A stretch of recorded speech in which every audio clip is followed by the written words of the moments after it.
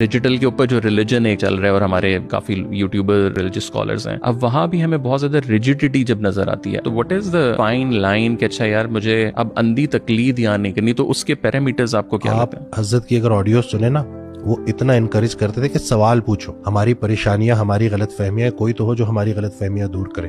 اور بڑا انکریج اس لیے بھی کرتے کہ تمہارے سوال آنے والے لوگوں کے سوال بنیں گے اور میرے جواب ان کے جواب بنیں گے. تو استاد کا کام ہے کہ سوالوں کے جواب دے. اگر آپ کا استاد سوال پوچھنے پہ جذباتی ہو رہا ہے نا, تو اس کا مطلب ہے کہ کچھ گڑبڑ ہے, کیونکہ یہ تو انسانی ذہن, جس کے ذہن میں کوئی سوال نہیں اس کی بہتری کا کوئی حال نہیں. تو یہ نہیں کہ سوال تو اچھا سوال بھی آدھا جواب ہوتا ہے. تو یہی ہے کہ اگر آپ کا استاد مخلص ہے اور سچی میں اللہ کا ولی ہے, تو آپ کے سوال پوچھنے پہ گھبرائے گا نہیں, وہ آپ کو آپ کی تسلی کرائے گا. تو اسی طرح سے کتنے سوالات ہیں کہ لوگ سوال لے کے آتے ہیں, چونکہ مجھے وہ آڈیوز میں مل چکے ہیں, میں جیسے ان کو دے دیتا ہوں وہ دعائیں دینا شروع کر دیتے ہیں. تو یہ جو بھی میں بات کر رہا ہوں تو اس میں یہی ہے کہ ہمارے سوالوں کے جواب ملے ہیں تو بات یہاں تک پہنچی. انسانی ذہن تو سوال پوچھتا ہے. آج کل جو پرابلم یہ ہے کہ جو میں کہہ رہا ہوں وہ صحیح ہے اور باقی سب غلط ہے. اور فرقہ پرستی جو ہے نا, کہ اکثر ایسا ہوتا ہے کہ سٹارٹ میں آپ بیٹھتے ہیں بڑا پیور فارم میں آپ کو سب نظر آتا ہے, 2-3 مہینے گزرتے ہیں اور اس کے بعد پھر پتہ چلتا ہے کہ چلو ہماری سائڈ پہ آ. تو یہ جو فرقہ پرست حق پرست نہیں ہو سکتا. تو یہ